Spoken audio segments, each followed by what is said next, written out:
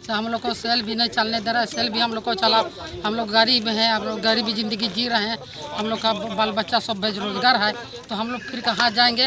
इसी कारण से हम लोग बोल रहे हैं कि हम लोग को लोकल से भी चलेगा तो हम लोग को रोज़गार मिलना चाहिए, और कंपनी भी चलेगा तो रोज़गार होना चाहिए, और नहीं तो फिर हम लोग नहीं चलने देंगे।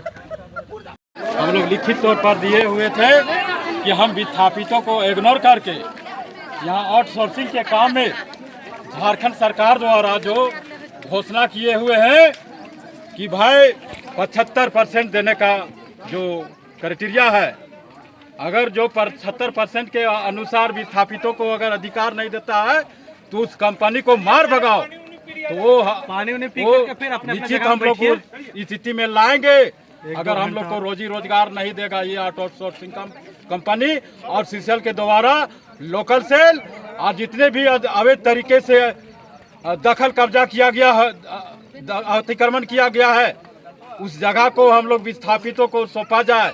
सोता हम लोग रोजी रोजगार के लिए बहुत कई पीढ़ियों से हम लोग 10 झेलते आ रहे हैं।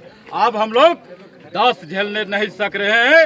अब हम लोग अपना हक और हुकूमत लेने के लिए हम लोग गोलबंद हो चुके हैं। 4 गांव के विस्थापित लोग।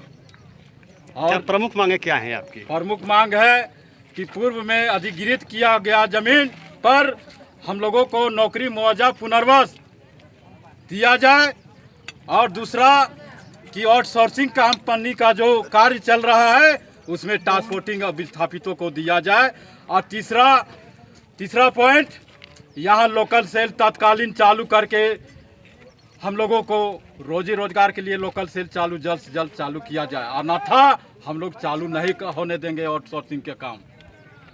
और चौथा कि विस्थापित प्रमाण पत्र, बहुत सारे लोगों को विस्थापित प्रमाण पत्र अंचल अधिकारी द्वारा नहीं बनने के कारण, भूमिहीन श्रेणी में होने के कारण आज उन लोग को प्रमाण पत्र बनाने में बहुत कठिनाई का सामना करना पड़ रहा है।